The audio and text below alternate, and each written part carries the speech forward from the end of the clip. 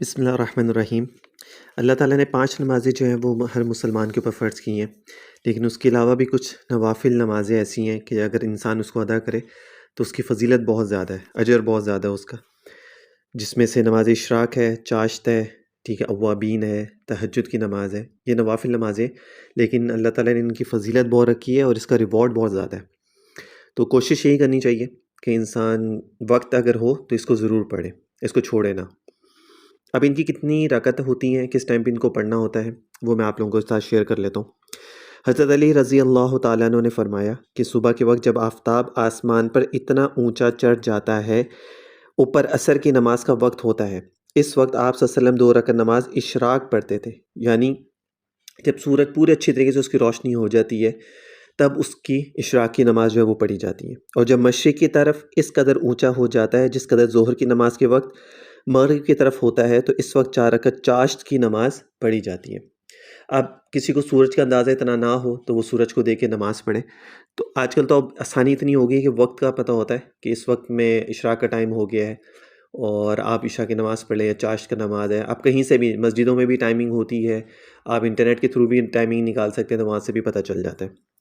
اشراق سب سے پہلی نماز جو ہے، جو نفل نماز ہے، ایک حدیث شریف میں ہے کہ آپ صلی اللہ علیہ وسلم نے ارشاد فرمایا کہ جس شخص نے فجر کی نماز جماعت کے ساتھ ادا کی، پھر سورج نکلنے تک وہیں بیٹھا رہا اور اللہ کا ذکر کرتا رہا، پھر 2 رکعتیں اشراق کی پڑھی، پھر مسجد سے واپس آیا، تو اس کو ایک حج اور ایک عمرے کی مانند اجر ملے گا۔ ایک حج اور ایک عمرے کا ثواب ہے اشراق کی نماز جو پڑھتا ہے، پورے حج اور عمرے کا، پورے حج اور عمرے کا، پورے حج اور عمرے کا، 3 دفعہ آپ صلی اللہ علیہ وسلم نے یہ بات کو فرمایا۔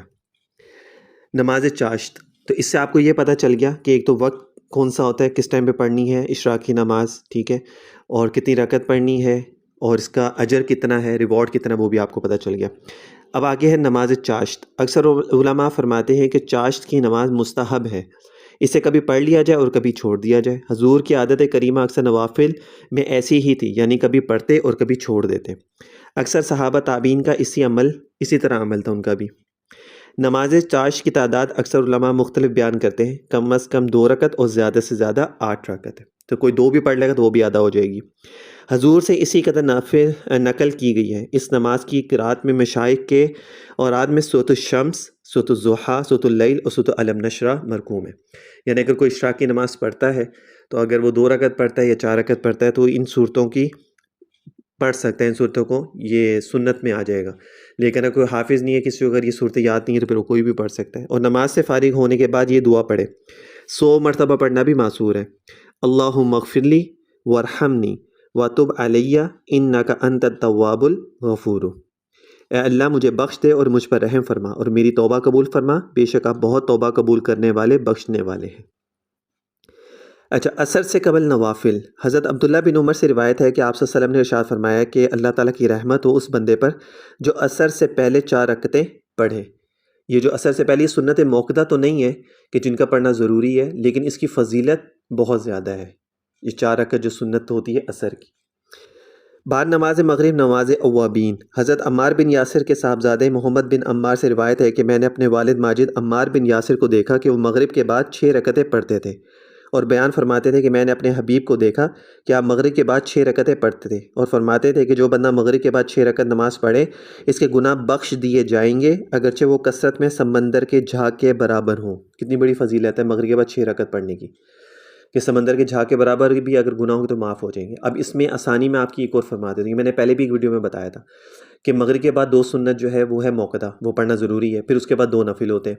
اب اسی کے ساتھ اگر آپ یہ 2 رکعت اور پڑھ لیں گے نا، اور یہی نیت کر کے اوابین کی، تو یہ 6 رکعتیں جو آپ نے پڑھی ہیں نا، 2 الگ سنت موقدہ اور وہ 2 نفل اور وہ الگ، تو وہ بھی اسی میں شامل ہو جائیں گے۔ تو آپ کو صرف 2 رکعت اور پڑھنی ہے تو آپ کی 6 رکعتیں مکمل ہو جائیں گی، اوابین کی نماز آپ کی ہو جائے گی۔ آپ اس میں اس کی بھی نیت کر سکتے ہیں۔ یہ ملا علی قاری رحمۃ اللہ علیہ نے یہ بات لکھی تھی، ٹھیک، ضابطہ بتایا تھا انہوں نے، ٹھیک ہے نا۔ تو یہ اتنی آسانی ہوگی اوابین کی نماز پڑھنے کی۔ اب جو 2 رکعت تو پڑھتے ہی ہیں سنت موقدہ، اور 2 نفل بھی لوگ اکثر کی عادت ہوتی ہے 4 رکعت پڑھنے کی مغرب کے بعد، تو اس کے ساتھ 2 نفل اور پڑھ لیں گے تو اوابین کی نماز آپ کی پوری ہو جائے گی، اور اس کا اجر کتنا ہے وہ آپ لوگوں کو میں نے بتا دیا۔ عشاء کی نفلیں۔ عشاء کے وقت بہتر اور مستحب یہ ہے کہ پہلے 4 رکعت سنت پڑھے، پھر 4 رکعت فرض، پھر 2 رکعت سنت موقدہ پڑھے، پھر اگر جی چاہے تو 2 رکعت نفل بھی پڑھ لے۔ اس حساب سے عشاء کی 6 رکعت سنت ہوئی، ٹھیک ہے۔ یہ میں نے الگ سے یہ چیز تھی، وہ بھی میں نے آپ لوگوں کے ساتھ شیئر کر دی۔